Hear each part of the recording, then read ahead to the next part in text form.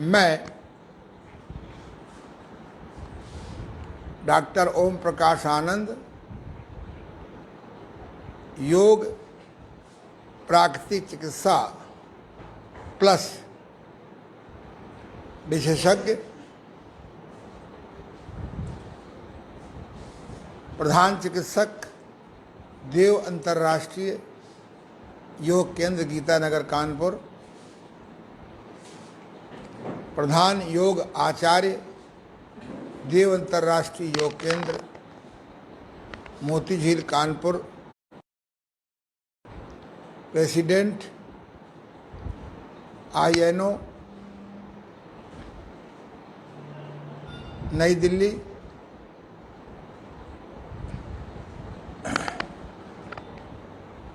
मेरा contact website anandyoga.com एवं colorblindsurecure.com।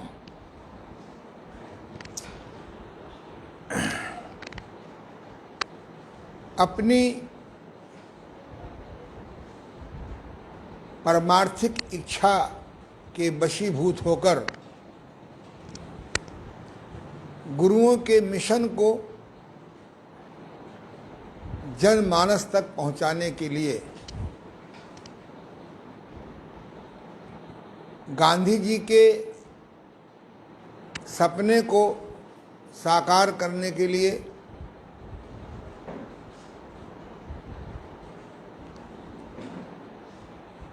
प्राकृतिक चिकित्सा की प्रैक्टिकल शिक्षा वेबिनार के माध्यम से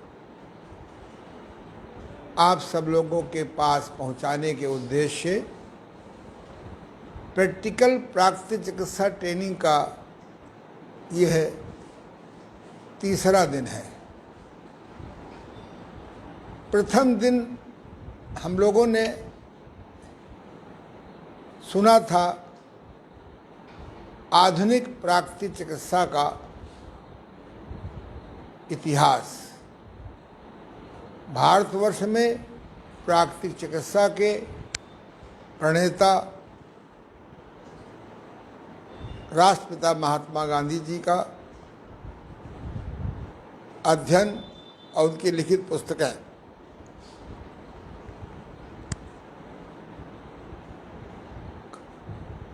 दूसरे दिन हम लोगों ने समझने का प्रयास किया था प्राकृतिक चिकित्सा के जो प्राचीन 10 आधारभूत सिद्धांत हैं, और मैंने उसमें 5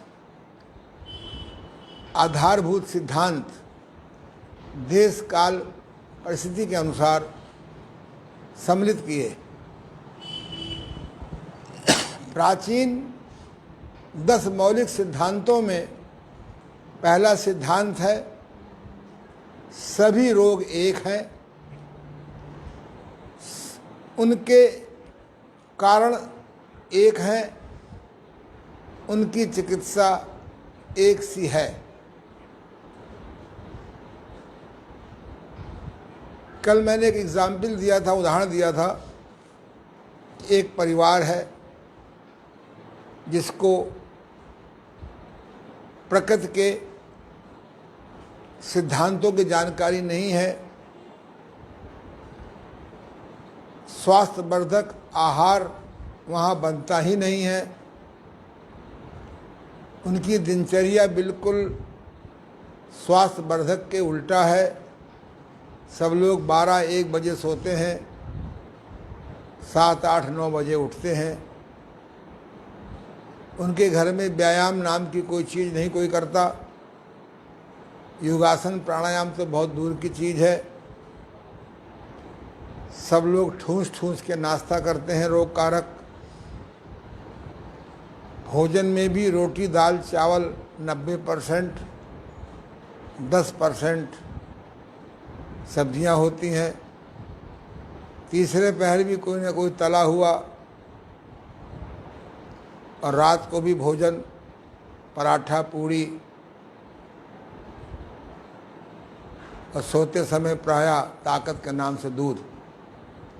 सब लोग परिवार में 8-10 व्यक्ति हैं, ऐसा ही स्वास्थ्य नाशक भोजन, ऐसी ही स्वास्थ्य नाशक दिनचर्या, बीमार पड़ने पर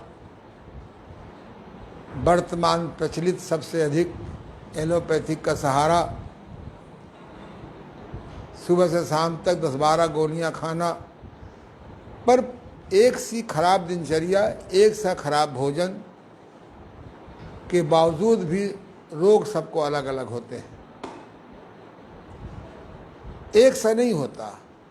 अर्थात जब रोग अलग अलग हैं तो इलाज भी उनका एक सा होगा। इसे प्राकृतिक चिकित्सा में कहते हैं सर्विसिंग, डिटॉक्सिफिकेशन, कायाकल्प। अपवाद छोड़ करके बीमारी चाहे जो हो, चाहे जितनी हो, सबका इलाज एक सा है कि हम किस प्रकार से नया विकार न पहुंचाएं, जो पुराना विकार बॉडी में सड़ रहा है उसको सड़ने से कैसे रोकें, जो विकार संचित हो गया है उसे कैसे हम निकालें, संचित विकार के कारण जो वह अंग कमज़ोर हो गया है उसे कैसे ताकतवर करें, और वाइटल पावर, इम्यूनिटी भी कहते हैं जिसे, या रोग प्रतिरोधक शक्ति कैसे इतनी बढ़ा दें कि कभी कोई स्वाद बस, दबाव बस, परिस्थितियों बस कुपथ हो जाए, बदपरहेजी हो जाए तो हम पर उसका इलनेस या बीमारी का आक्रमण न हो, और यदि हो जाए तो हम प्राकृतिक चिकित्सा की 7 क्रियाओं की जानकारी अगर कर लें तो उनके द्वारा हम कैसे 1 घंटे से 1 दिन में उसको ठीक कर सकते हैं। ये मेरा पिछले लगभग 50 वर्ष का अनुभव है। 17 सितंबर 1969 को गीता प्रेस गोरखपुर की पत्रिका कल्याण के अध्ययन के कारण जब मेरा सुसाइड प्रोग्राम टल गया और डॉक्टर महावीर प्रसाद जी गुप्त के संपर्क में आया, जिनका ये चित्र मैंने आज बनवा करके आपके सामने प्रस्तुत किया। इनके मार्गदर्शन में कूने हाइड्रोथेरेपी से जब मैं स्वस्थ हो गया, 2 साल उनके संपर्क में रहने के बाद फिर भारतवर्ष के बड़े अनुभवी प्राकृतिक चिकित्सक डॉक्टर हीरालाल जी के साथ 1 वर्ष रहा। उसके बाद श्रद्धेय द्वयमूर्ति जी महाराज जी के साथ 1 वर्ष रहा, और उसके बाद लगभग 1 वर्ष में रहा योगी हृदय नारायण जी के संपर्क में। ये जो 4 योगी हैं, इनसे मैंने वास्तविक धर्म,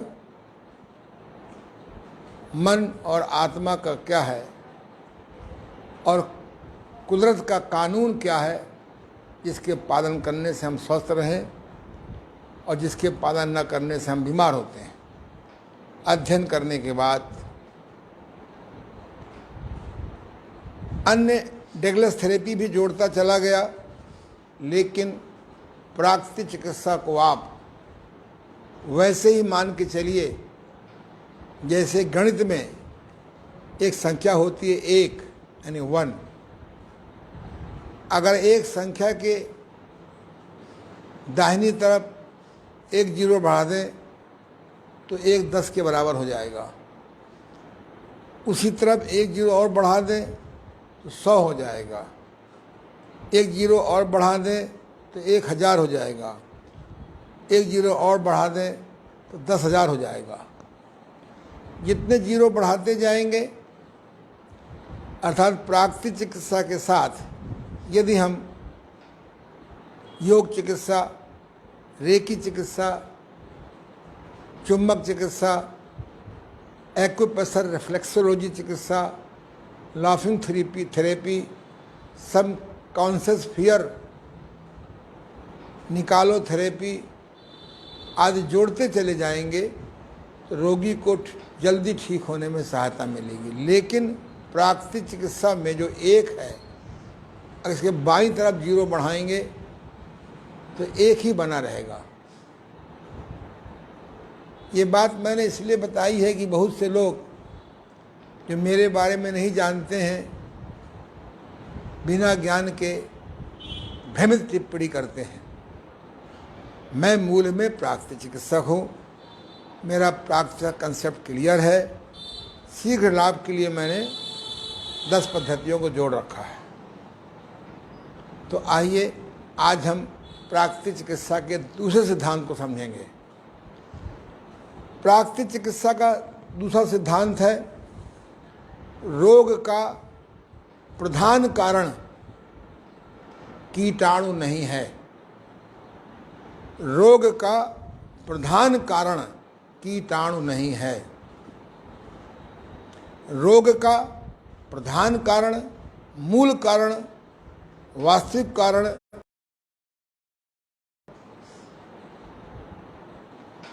हमारी वर्तमान सारे विश्व से संरक्षित चिकित्सा प्रणाली एलोपैथिक में बहुमत में प्रधान कारण कीटाणु मानते हैं। वो हर बीमारी के लिए अलग अलग कीटाणु को कारण मानते हैं। उन कीटाणुओं को मारने के लिए विज्ञान की गाथा लेकर के एंटीबायोटिक दवाएं निकालते हैं और फिर बार बार कहते हैं कि एंटीबायोटिक दवाएं हानिकारक हैं, इनको न लीजिए। पर जब व्यक्ति इनका आदी हो जाता है, आप करेंगे क्या? वास्तव में प्राकृतिक चिकित्सा इससे एडवांस बात करती है, आगे बढ़कर बात करती है। कहती है बीमारी का मूल कारण कीटाणु नहीं है, बीमारी का मूल कारण है विकार, गंदगी, विजातीय द्रव्य, कूड़ा, वो भी डिहाइड्रेट कूड़ा, 100% डिहाइड्रेट कीड़ा, यानी पानी रहित कीड़ा भी बीमारी का मूल कारण नहीं है।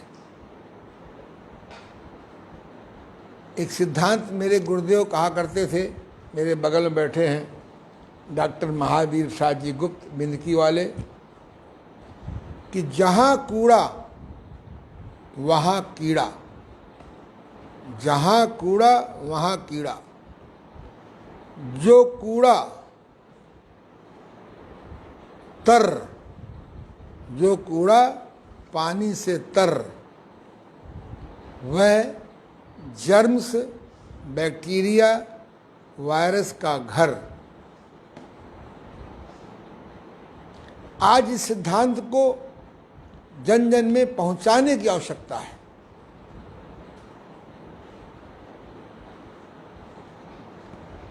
अगर कूड़ा सड़ेगा तो कीड़े पैदा होंगे। वो कीड़े पैदा होना भी प्राकृतिक है। वो कीड़े कूड़ा को खाने के लिए नेचर पैदा करती है, हमको सताने के लिए पैदा नहीं करती। अगर ये प्रयोग आपको देखना हो तो आप अपनी 3-4 फुट ऊंची मेज के ऊपर कोई छोटा सा कीड़ा मार के डाल दीजिए, या मर गया हो, या वहाँ पर गुड़ रख दीजिए,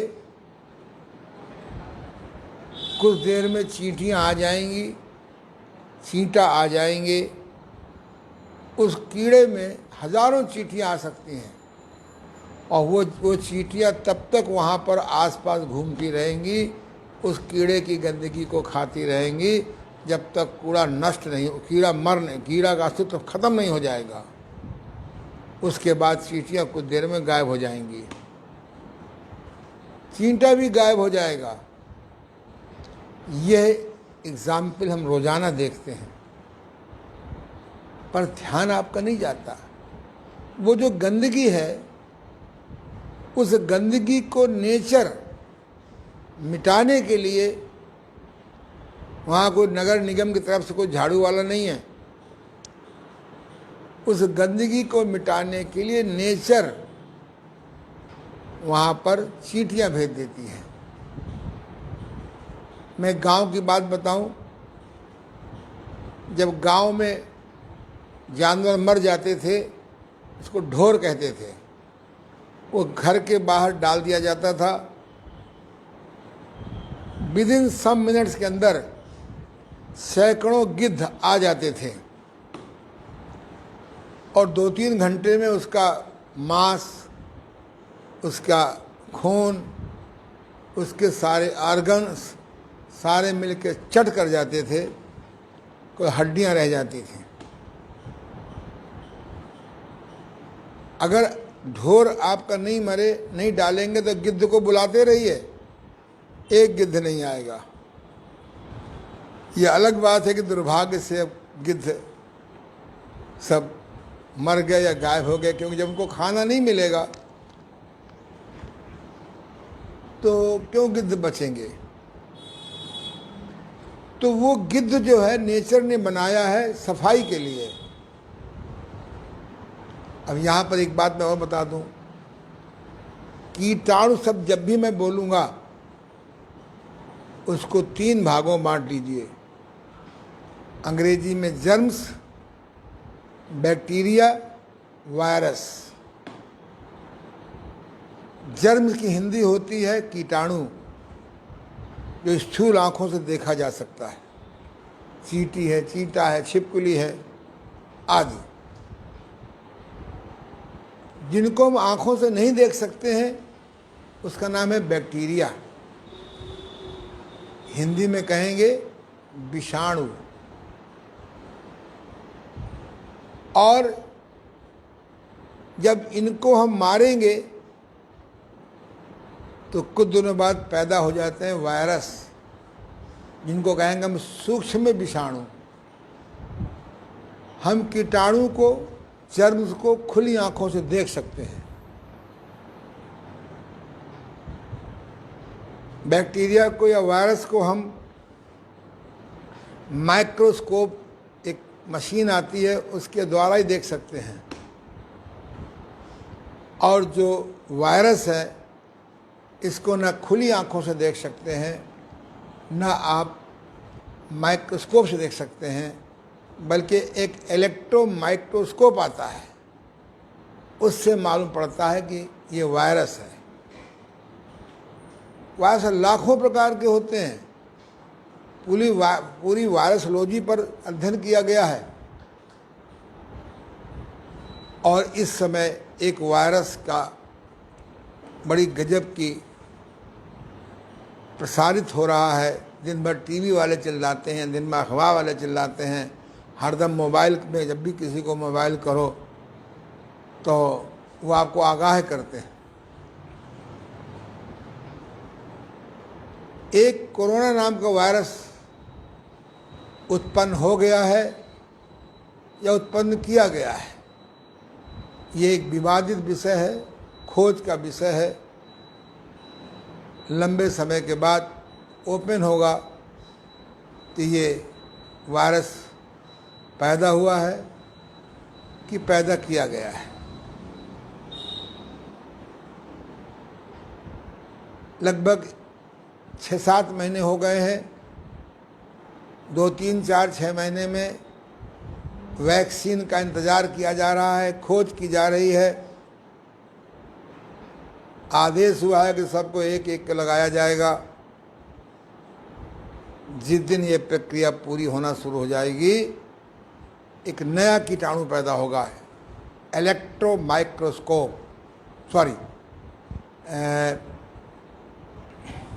माइक्रो वायरस, जो वायरस से भी सूक्ष्म होगा। उसको देखने के लिए भी कोई नया यंत्र बनेगा। मित्रों, प्राकृतिक चिकित्सा प्रेमियों,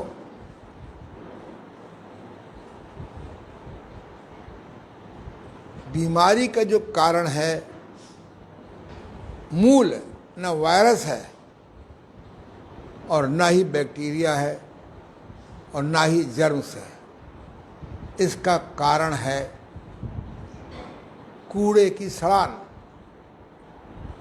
अभी सुनने में आया है, मुझे नहीं पता कहाँ तक सही है, कि चीन में कोई नगर है, वुहान, क्या नाम है, वुहान, जो भी हो, वहाँ पर लोग बाग इतना भ्रमित हो गए हैं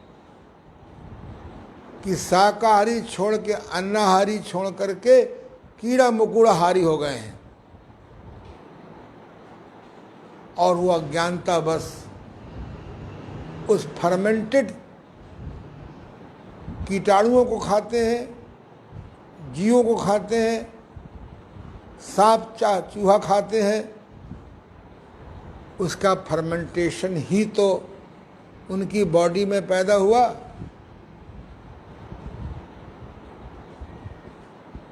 इसलिए इस बात को समझ लीजिए कि जहाँ कूड़ा वहाँ कीड़ा, और जहाँ मीठा तहाँ चीटा। जो कूड़ा तर, वो जर्म्स, बैक्टीरिया, वायरस का घर। जिस घर में सूरज का अभाव, सूर्य का रोशनी नहीं पहुंचती है, वो घर बीमारी का घर। कहते हैं जो घर तर, यानी सूर्य की रोशनी का अभाव, वो घर बीमारी का घर। तो मैं कहना ही चाहता हूँ कि अगर आप हमारी वर्तमान चिकित्सा प्रणाली, मुझे विश्वास है कि बहुत शीघ्र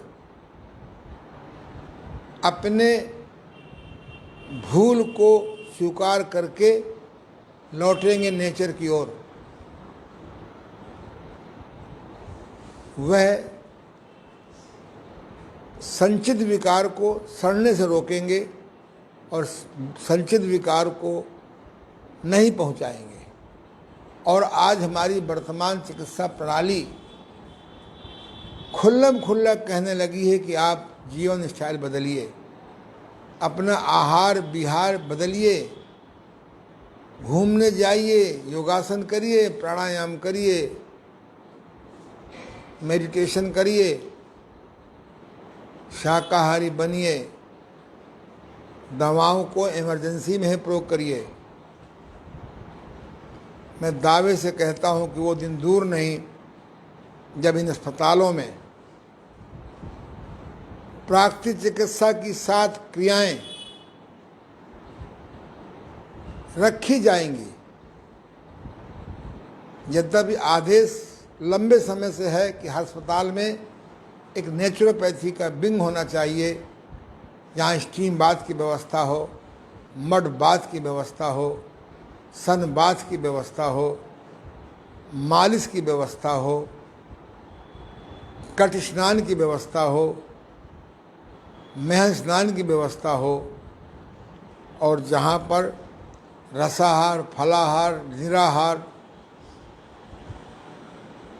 स्मूथी फलों की व्यवस्था हो, चोकरदार रोटी, छिलके वाली दालें, मसाला रहित हरी सब्जियां और सलाद, इस पर हम लौटेंगे। लौटना ही पड़ेगा। अगर आप छोटी उम्र में आँख की रोशनी गिरने से बचाना चाहते हैं,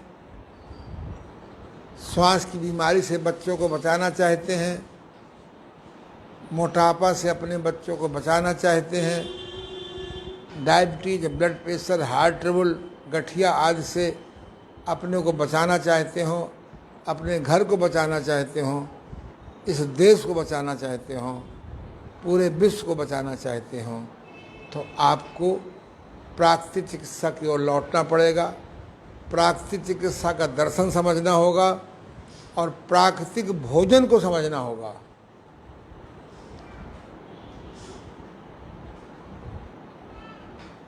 आपको लौटना ही पड़ेगा अगर आपको 100 वर्ष तक स्वस्थ रह करके जीना है। 60 साल के बाद पार्किंसन, एल्जाइमर, इंसोमिनिया, ये मस्तिष्क के बीमारी तो आ ही जाती हैं, मन के भी विकार और बढ़ जाते हैं। लेकिन यदि आप प्राकृतिक चिकित्सा को अपनाएंगे, योगा नहीं, योग साधना को अपनाएंगे, ऑर्गेनिक जड़ी बूटियों को प्रयोग करेंगे, दुर्भाग्य क्या हो गया कि मनुष्य पैसे के लिए इतना पागल हो गया कि अब आजकल अंग्रेजी खाद्य से जड़ी बूटियां पैदा की जा रही हैं। अच्छा पैसा मिल जाएगा। मेरे गुरुदेव समझाते थे कि चाहे जितना कमाया, अगर तीसरी आंख नहीं खुली, संतोष बैंक की मेंबरशिप नहीं ली, तो मन कहेगा अभी भी कम आया, अभी भी कम आया, अभी भी कम आया। वो आपको कम नजर आएगा। मुसीबत के लिए एक प्लाट वहाँ लिया, एक प्लाट वहाँ लिया, एक प्लाट वहाँ लिया।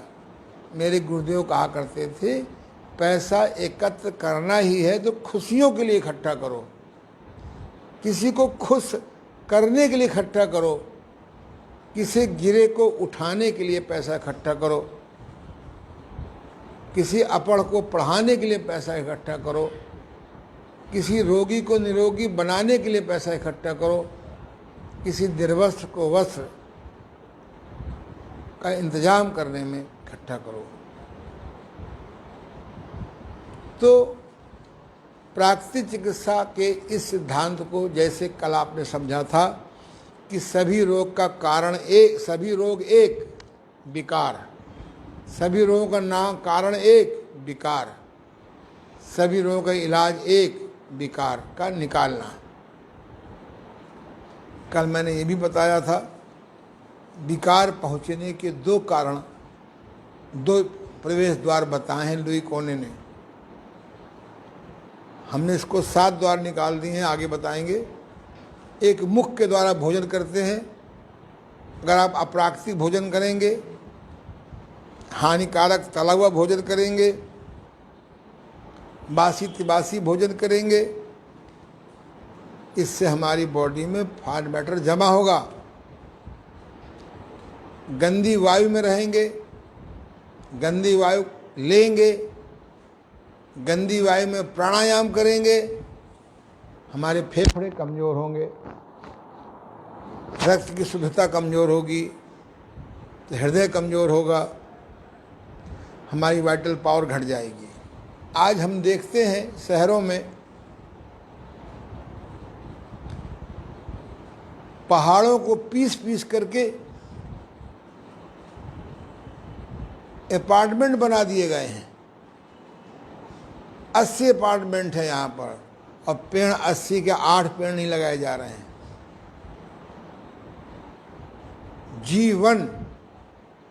जीव बिना वन के नहीं स्वस्थ रह सकता। जीव बिना वन के नहीं स्वस्थ रह सकता। मुझे विदेश जाने का भी संयोग मिला है। 3 देशों की तो यात्रा मैं कर ही चुका हूँ, और वहाँ जाके मैंने देखा कि वहाँ पर प्रदूषण नहीं है। क्योंकि वहाँ पर पेड़ लगाए गए, और यहाँ तो बहुत खूबसूरती से पेड़ लगे भी होते हैं तो हम काट डालते हैं। कानून तो बना हुआ है, पर कानून को पालन करने वाले पालन नहीं करते हैं। इसलिए जैसे कल आपको पहला सिद्धांत मैंने बताया था, आज मैं आपको बता रहा हूँ दूसरा सिद्धांत। रोगों का मूल कारण कीटाणु नहीं है, रोगों का मूल कारण जीवाणु नहीं है, रोग का मूल कारण विषाणु नहीं है। बड़ी ऊंची क्वालिटी की कार्यक्रम चल रहे हैं, जो देश सब प्रकार के शोध कार्य कर चुका है, उस देश की हमारी सनातन खोजों को लोग नहीं उठा रहे हैं। इन कीड़े मकोड़े मांसाहारी विवेकहीन विदेशियों वैज्ञानिकों की हम बातें करते हैं।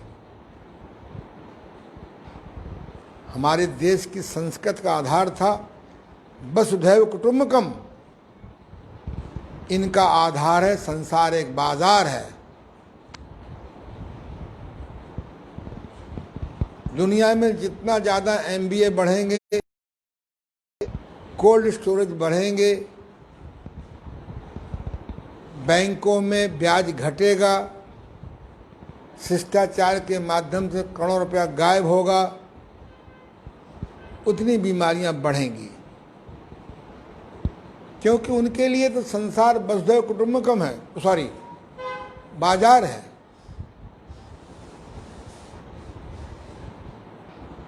आपको अपनी मूल संस्कृति पर लौटना होगा। हमारे यहाँ पहले शुद्ध संविदा से हवन हुआ करते थे। हवन कोई भगवान को खुश करने के लिए नहीं होते थे, जर्म्स बैक्टीरिया वायरस को खत्म करने के लिए होते थे। गाय के गोबर से लिपाई होती थी।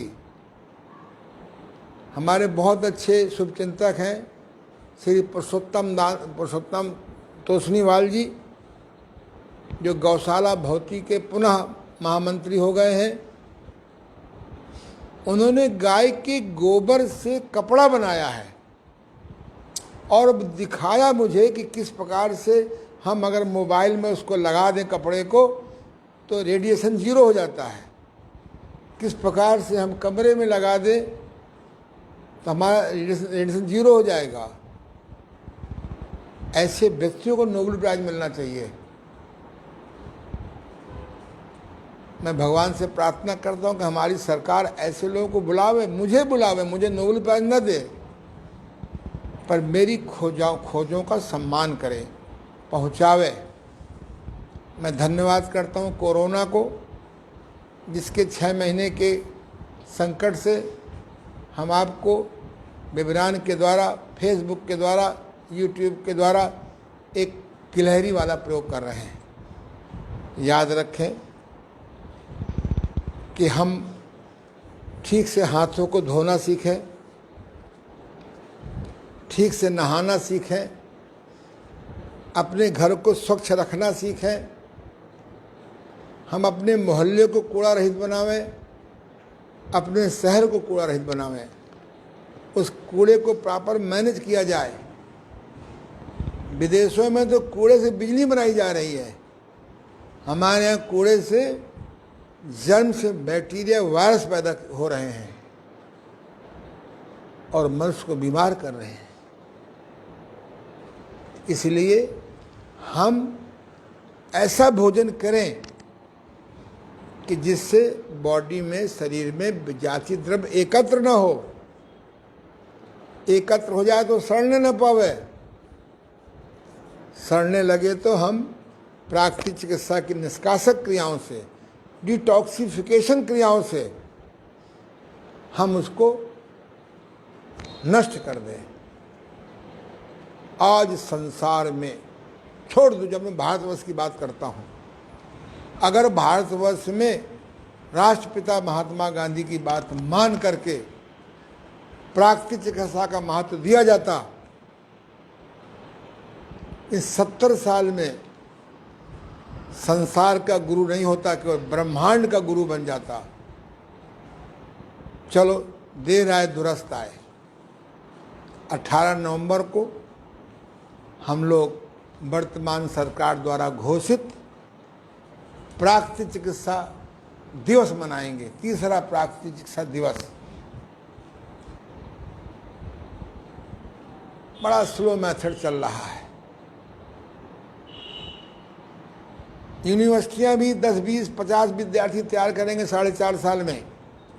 स्वामी साधानंद जी कहा करते थे कि जिस दिन सरकार डिग्री देने लगेगी उस दिन प्राकृतिक चिकित्सा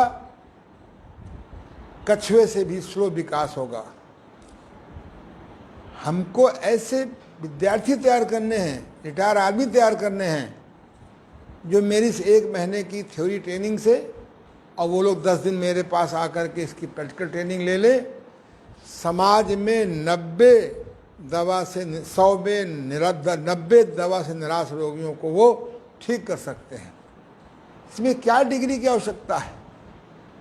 बीमारी चाहे जो हो, एब्डोमेन में पेड़ों पर मिट्टी की पट्टी लगाइए, मिट्टी की पट्टी न मिले ठंडे पानी की पट्टी लगाइए, ऊपर गर्म ठंडा सेक करिए और ठीक से उसको एनीमा दिला दीजिए, चाहे बस्ती क्रिया दिला दीजिए। वृद्ध आदमी है तो उसको बत्ती लगा दीजिए ग्लिसरीन के दिन में 3 बार, उसका पेट साफ हो जाएगा। हम उसको गुनगुने पानी से, ताज़े पानी से सारे बदन में जल मालिश करा दें, फ्रिक्शन बाथ करा दें, उसके रोम छिद्र खुल जाएंगे। हम उसको स्टीम बाथ दिला दें सप्ताह में 2 दिन, 1 दिन मिट्टी स्नान दिला दें, 1 दिन धूप स्नान दिला दें, 1 दिन मालिश कर दें तेल की या एकू मालिश, उसका रक्त ठीक हो जाएगा। खुली हवा में घूमने को कह दें, 2, 4, 6 एक्सरसाइज बता दें और मेन गेट पे कंट्रोल करा दें।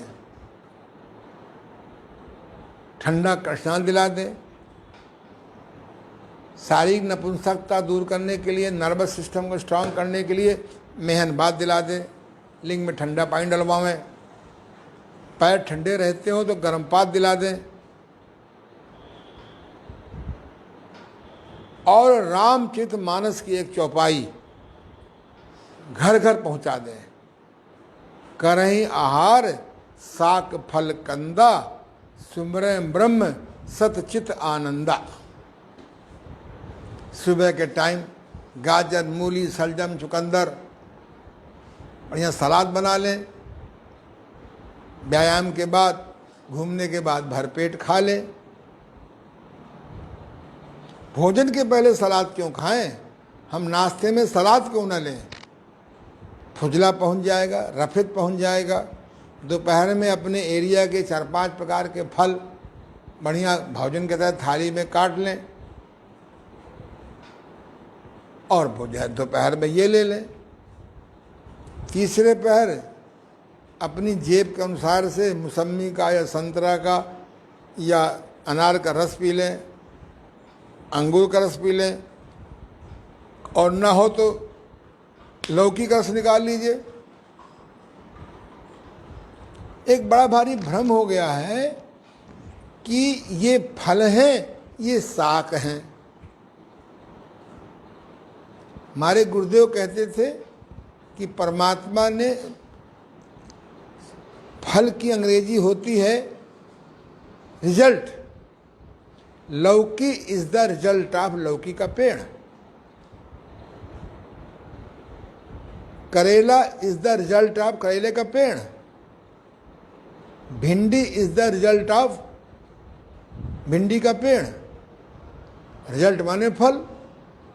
भिंडी भी फल फ्रूट है, लौकी भी फ्रूट है, टिंडा भी फ्रूट है।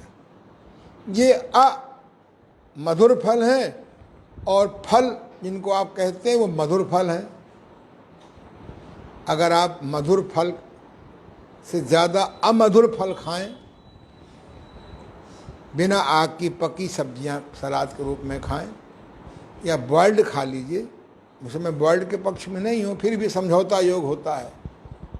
आप देखिए, और दोपहर रात में कंद ले लें। कंद में आलू, शकरकंद, एक कंद फल आता है, चित्रकूट में मिलता है, थोड़ा सा खा लीजिए, पेट भर जाता है।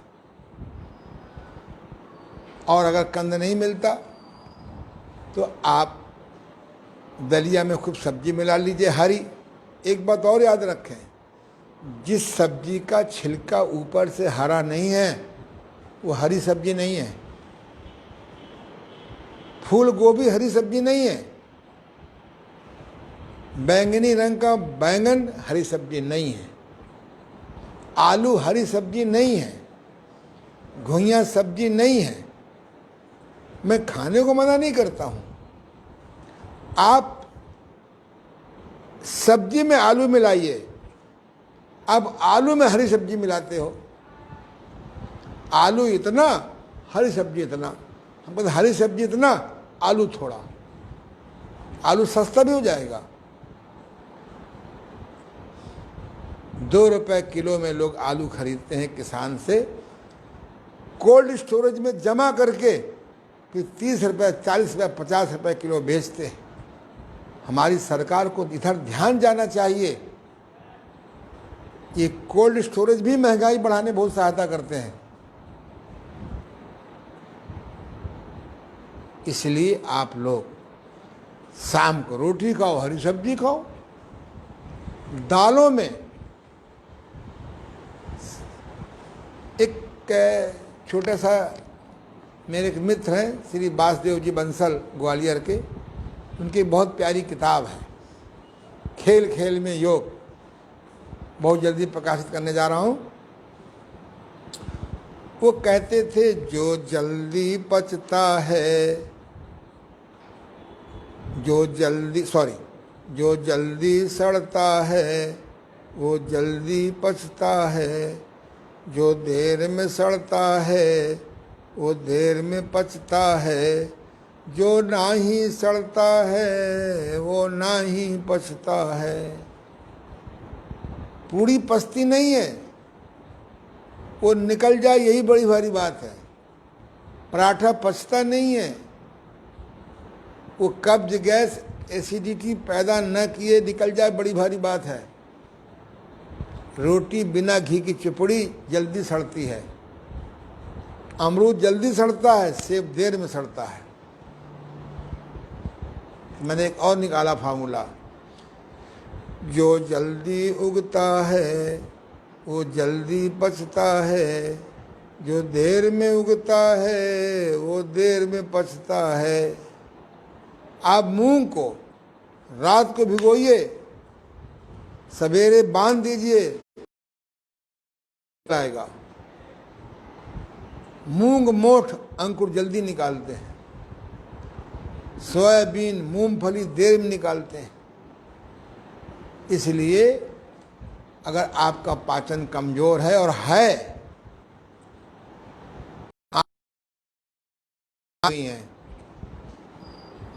तो आप हल्की दाल खाएं। मैं एक बहुत अच्छी बात बता देना चाहता हूं कि एक बार एक व्यक्ति वैद्य जी के पास गया। वैद्य जी ने 10 दिन एक खाने की पुड़िया दी, अपने नियमानुसार विरेचक दवा दे दी, पेट साफ हो जाए, और कहा कि 10 दिन जो है सुबह शाम खिचड़ी खाना, खूब हरी सब्जी डाल करके। और वैद्य जी किसी कारण से बाहर जाना पड़ा, 1 साल के बाद लौटे। वो आदमी आके साष्टांग प्रणाम में लेट गया, बोले, वैद्य जी आप भगवान हो, मेरा पेट आपने ठीक कर दिया। मेरा पेट न एलोपैथिक वाले ठीक कर पाए, न होम्योपैथिक वाले ठीक कर पाए, न आयुर्वेद वाले ठीक कर पाए, न योगा वाले ठीक कर पाए, ना जड़ी बूटी वाले ठीक कर पाए, लेकिन आपने ठीक कर दिया। वैद्य जी भी खुश हुए। बोले अब ये बताओ वैद्य जी हम खाएं क्या? बोले क्या खाएं?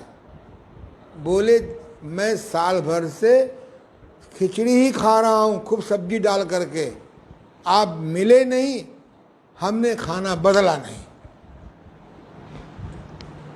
अब अगर ऐसे भक्त हमको मिल जाए तो पेट का बाप ठीक हो जाए। ना एक ही दिन में क्या खाएं, डबल रोटी खाएंगे, सिंगल रोटी हजम नहीं होती, डबल रोटी क्या हजम होगी?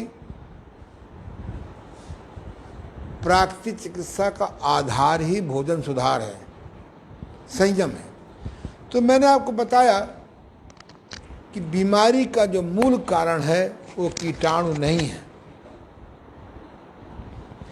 कीटाणु के कारण बीमारी नहीं है। बीमारी तो मल, विजातीय द्रव्य, फॉरेन मैटर के कारण है। अगर आप मेरी तरह इस 70+ में भी स्वस्थ एवं मस्त एवं चुस्त जीवन चाहते हैं तो आपको विवेकपूर्ण तपस्या करनी पड़ेगी। आपको प्रयास करना है कि हम बॉडी में फॉरेन मैटर न पहुंचने दें।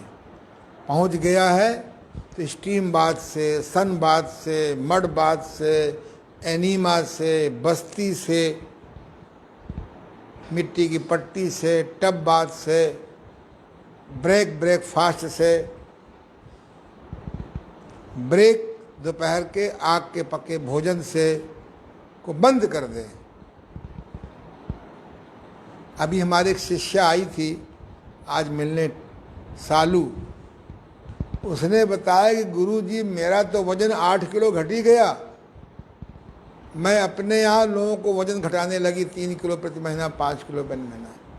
और आपकी मैग्नेटिक बताई हुई मैग्नेटिक पानी पिलाती हूँ, मैग्नेटिक बेल्ट बताती हूँ, स्टीम बाथ देती हूँ, और जैसा आप भोजन बताते थे कि करहीं आहार शाक फल कंदा, सुमय ब्रह्म सतचित आनंदा।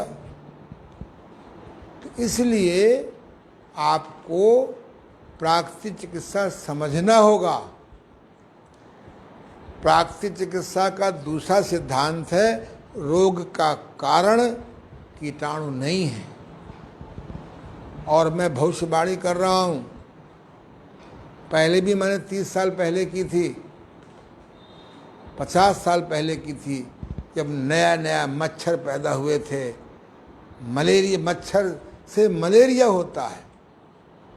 अरे मलेरिया मच्छर से नहीं होता। जब हमारे एरिया में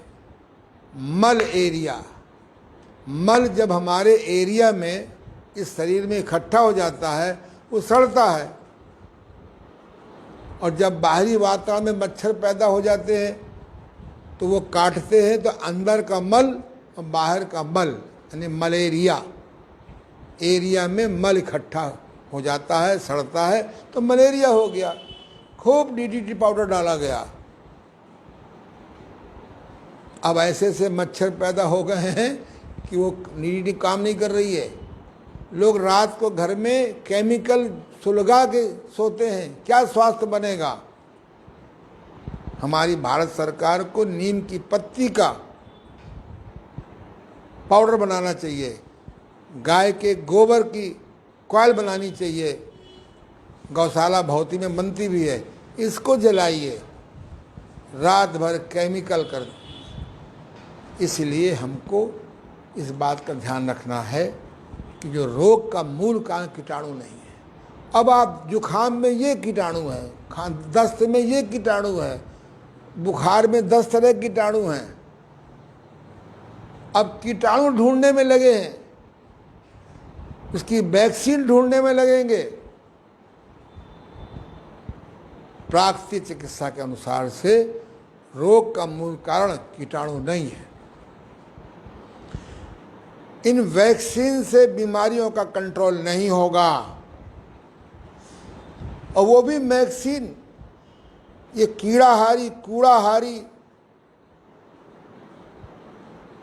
अंडा मांस मछली खाने वाले कितनी गंदी चीज से निकालते हैं। सब ये एक कुमार्केटिंग है। हमारे देश में ऐसी जड़ी बूटियां हैं। हमारी वर्तमान सरकार प्रयास कर रही है कि जड़ी बूटियों की वैक्सीन निकाली जाए।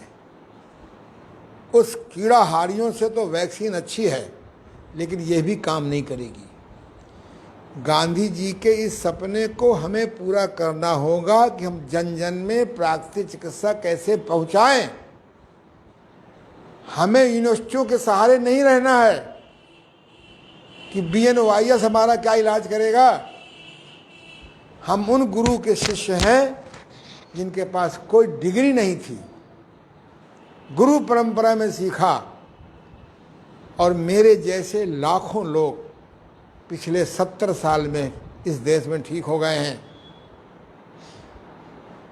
ये पढ़े लिखे डॉक्टर, चिकित्सक, वैद्य के मैं भरोसे रहता अब तक 3 बार मर चुका होता। एक कहता तुम्हारी आंखों के पर्दे में छेद है, डिग्रीधारी जिम्मेदार चिकित्सक। दूसरा कहता तुम्हारे पर्दे रेटिना डिटैच हो गया है। तीसरा कहता नाड़ी सूख गई है। अगर मुझे डॉक्टर महावीर प्रसाद जी गुप्त नहीं मिलते, उन्होंने बिना दवा के, उस समय योगा का भी प्रचार नहीं था, मॉर्निंग वॉक सुबह शाम करता था, गहरी सांस लेता था, अनुलोम विलोम कोई जानता नहीं था, कपालभाति कोई जानता नहीं था, योगासन सिखाने वाले नहीं मिलते थे। इसी मॉर्निंग वॉक से सुबह ठंडा टब बाथ लेता था, शाम को ठंडा मेहन बाथ लेता था, सप्ताह में 1 बार स्टीम बाथ लेता था, 2 बार, 1 बार मड बाथ लेता था, 1 बार सन बाथ लेता था, 1 दिन मालिश करता था, पेट साफ रखता था, अच्छी पुस्तकें पढ़ता था।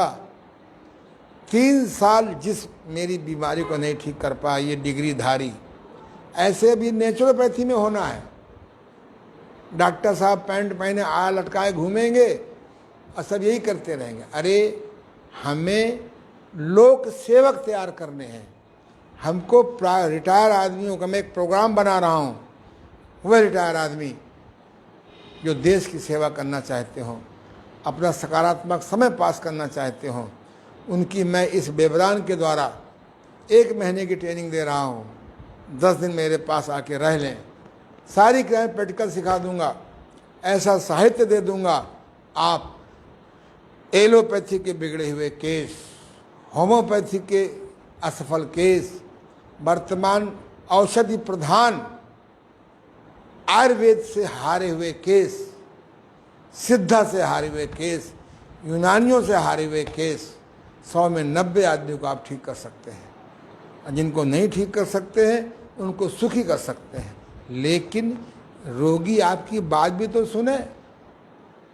और यदि हम योग साधना को जोड़ दें, सही ढंग से योगासन जोड़ दें, सही ढंग से प्राणायाम जोड़ दें, एक नेति क्रिया जोड़ दें, 100 में 95 लोगों की नाक ही बंद है। क्या करोगे प्राणायाम? क्या जुकाम तो रहना ही है, साइनस तो रहेगा ही, कफ रहेगा तो वहाँ कीड़े पैदा ही होंगे। एक मेरे पास साइनस का रोगी आया, मैंने नेति कराई, तब तब कीड़े निकलने लगे। तब मैंने अपने गुरुदेव से पूछा, गुरुदेव ये क्या है? बोले इसका कफ सड़ गया है, और सड़ेगा तो हाथी घोड़े थोड़ा पैदा होंगे, ये कीड़े मकोड़े ही पैदा होंगे। उस आदमी को मिर्गी आती थी, उसका मिर्गी लगभग ठीक हो गया। वह आदमी हाई स्कूल फेल था, 28 साल मेरे गाइडेंस में हमारे चिकित्सालय का प्रधान चिकित्सक रहा। बहुत सेवा की उस व्यक्ति ने। पढ़े लिखे लोग आते हैं, कुछ दिन में अहंकार में भर जाते हैं। तो हमें प्राकृतिक चिकित्सा के लिए हमें डिग्री नहीं चाहिए, हमें लोक सेवक चाहिए। मुझे तो डर है कहीं ये डिग्रीधारी प्राकृतिक चिकित्सक एलोपैथिक की तरह आला लिए घूमते रहेंगे, कहीं प्राकृतिक चिकित्सा का जो कहीं किडनैप ना हो जाए। मैं विरोध नहीं करता हूँ,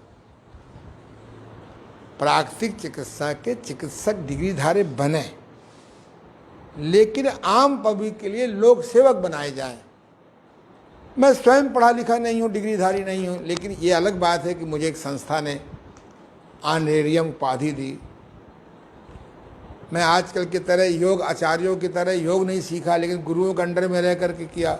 मुझे विश्व योग सम्मेलन में योगाचार्य को उपाधि दी गई। मित्रों, इस देश को बचाना है तो हमको प्राकृतिक चिकित्सा के रिटायर आदमियों को तैयार करना होगा। मैं एक प्लान बना रहा हूँ बहुत बढ़िया, इसकी ट्रेनिंग दूंगा कि हम अपने देश को, क्योंकि जब आदमी दवाओं के चक्कर में फंस जाता है ना, उसके बर्तन बिक जाते हैं, उसके एसिड बिक जाते हैं, उसका डिपॉजिट मनी ख़त्म हो जाता है, बीमारी नहीं ख़त्म होती है। तो अगर हमें बीमारी से बचना है, लोगों को बचाना है, हाँ, अगर योग की क्रियाएं नेति है, बस्ती है, नवली है, धौती है, त्राटक है, कपाल शोधन है, शंख प्रक्षालन भी नेचुरोपैथी में मिला दिया जाए तो स्पीड बढ़ जाएगी। और रोगी को सूजन है तो मैग्नेट थेरेपी के मुकाबले में कोई चिकित्सा पद्धति नहीं। आज मैंने हज़ारों लोगों को डायरेक्ट इनडायरेक्ट पेन किलर से मुक्त कर दिया है। आप एक नोट कर लीजिए, योग ऋषि ओम प्रकाश आनंद, यूट्यूब में जाइए, योग ऋषि ओम प्रकाश आनंद चैनल, इसको आप खोलिए, मेरी आपको सारी वीडियो मिल जाएंगी। 40 वीडियो योग शिक्षा की हैं। घर बैठे आप इन डिग्रीधारी, बिना पढ़े इम्तहान में पास हुए योग शिक्षकों से ज़्यादा अच्छा सीख लेंगे। और जिन्होंने ऐसा काम किया है वो मेरी योग शिक्षा की वीडियो पढ़ें, वो ज्ञान से भर जाएंगे। सूजन दर्द ठीक करना है तो चुम्बक चिकित्सा पढ़ें। घर बैठे आप चुम्बक सीख सकते हैं, घर बैठे चुम्बक आप मंगा सकते हैं, यहाँ आने की भी ज़रूरत नहीं है। और अगर आपको रेकी सीखना है तो इसी योग ऋषि ओम प्रकाश आनंद चैनल पर जाइए, खोलिए, पूरे 18 लेक्चर सुनिए। ये सुविधाएं श्रद्धेय स्वामी देवमूर्ति जी की कृपा से, प्रेरणा से, गुरुदेव डॉक्टर महाप्रसाद जी गुप्त की प्रेरणा से, अन्य गुरुओं की प्रेरणा से हम आप तक पहुंचा रहे हैं। तो आज चलते चलते एक बात और याद रखिए, हम जब गांव में रहते थे तब बिजली नहीं थी, तो हम लोग शाम को ही अपना, ये लालटेन थी मिट्टी का तेल से, दुर्भाग्य से पहले सरसों का तेल जला करता था, एक दीपक बाहर रख देते थे और वो दीपक बाहर रहता था।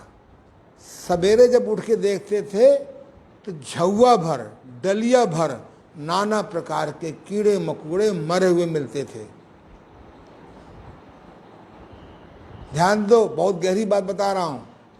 अब कहीं आजकल के ये चिकित्सक होते हैं ना, साइंटिस्ट के नाम से दुर्भाग्यशाली, ये कहते ये कोरोना है, ये खोरोना है, ये गोरोना है, ये घोरोना है, ये चोरोना है, सारी 52 अक्षर वाले निकाल देते और हर चीज के अलग अलग निकालते। एक ज्ञान का दीपक जलाइए, संयम से रहिए, फाइल मैटर मत पैदा होने दीजिए। नीम की पत्ती का प्रयोग करिए, नीम की छाल का प्रयोग करिए, नीम का तेल का प्रयोग करिए, नेचुरोपैथी प्रयोग करिए। एक झाड़ू वाला आता है और पूरी झाड़ू से झगुआ भर कीड़ों को जमीन के अंदर गाड़ देता है। अरे वायरस चाहे जिस चीज का हो, सबका ट्रीटमेंट एक सा है, लेकिन हम लोग पैसे को 2 गुना, 4 गुना, 10 गुना के चक्कर में बड़ी ऊंची क्वालिटी का ड्रामा करते हैं। हो सकता है मेरी बात किसी को खराब लगे, मैं किसी को दिल दुखाने के लिए नहीं कह रहा हूं, आप अपने व्यक्तिगत धर्म छोड़ दीजिए, मानव धर्म पर आ जाइए। हमें मानवता को बचाना है, मानव को बचाना है। कोई हिंदू बचा रहा है, कोई मुसलमान बचा रहा है, कोई ईसाई को बचा रहा है। अज्ञानी धनवान धर्म परिवर्तन में लगे हैं। शब्द ही खराब है, संप्रदाय परिवर्तन कहो। धर्म तो सबका एक है कि कम भूख में न खाएं, बिना भूख के न खाएं, खरी भूख में ही खाएं। ये खाने का धर्म है। चबा चबा के खाएं, ये खाने का धर्म है। भूख से कम खाएं, ये चबाने का मानव धर्म है। शौच पेशाब लगे तुरंत जाएं। बीमार होने पर मेन गेट में ताला लगा दें। निकालो ये, इधर से घूम के आओ जल्दी से, 1 सेकंड में।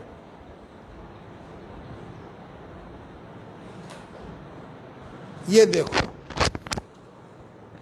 लिखा है, जब गाय बीमार पड़ जाती है, गाय ही नहीं कोई जानवर बीमार पड़ता है, वो खाना बंद कर देता है, विश्राम करता है और ठीक हो जाता है।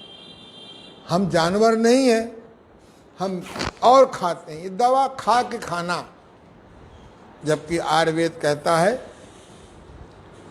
अजीर्णे भोजनम विषम लंघनम परम औषधि। बिना भूख के, कम भूख में कुछ भी खाओगे, भोजन विष बन जाएगा। और इससे बचना है तो कल हम आपको पढ़ाएंगे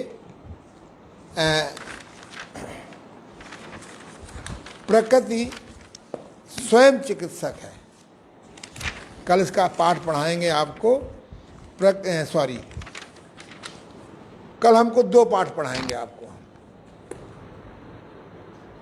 तीव्र रोग, ज्वर, जुखाम, दस्त, नवीन कब्ज और खाज खुजली, ये हमारे मित्र हैं। प्राकृतिक चिकित्सा के अनुसार इनको अगर शांत ना किया जाए, दबाया ना जाए, बल्कि निकाला जाए, तो हमको कभी घातक रोग नहीं होंगे। तो प्राकृतिक चिकित्सा कहता है तीव्र रोग हमारे मित्र हैं, जीर्ण रोग हमारे महामित्र हैं, और प्रकृति स्वयं इलाज करती है।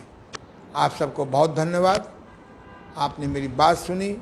मैं आपसे एक सुझाव दूंगा कि लिंक सबको मैंने भेजा है, कल पुनः भेज दूंगा। आप अपने मित्रों को भेजिए, जिससे हमारे, क्योंकि आने वाला समय बहुत घातक रोगों की मार्केटिंग का है। आज मेरे पास 3 केस कैंसर के आए हैं, 3 में शायद 1 को नहीं आएंगे। डरे हुए हैं, कैंसर कैंसर कैंसर। कैंसर कोई बीमारी होती नहीं प्राकृतिक चिकित्सा में। प्राकृतिक चिकित्सा में कोई बिना रेडियोथेरेपी कराए, कीमोथेरेपी कराए, अगर डाइट आ जाता है और अनुभवी प्राकृतिक चिकित्सा के मेरी तरह, तो वह रोगी को 1 माह से 3 माह में जड़ से ठीक हो सकता है। नमस्कार, धन्यवाद। पुनः कोई बात खराब लगी हो तो मैं आपके हित के लिए बोला हूँ, इसमें मेरा कोई अपना हित नहीं समाया हुआ है। फिर भी आप क्षमा करें, मुझे बड़ी पीड़ा है कि आप कैसे स्वस्थ रहें with the help of naturopathy plus. Thanks.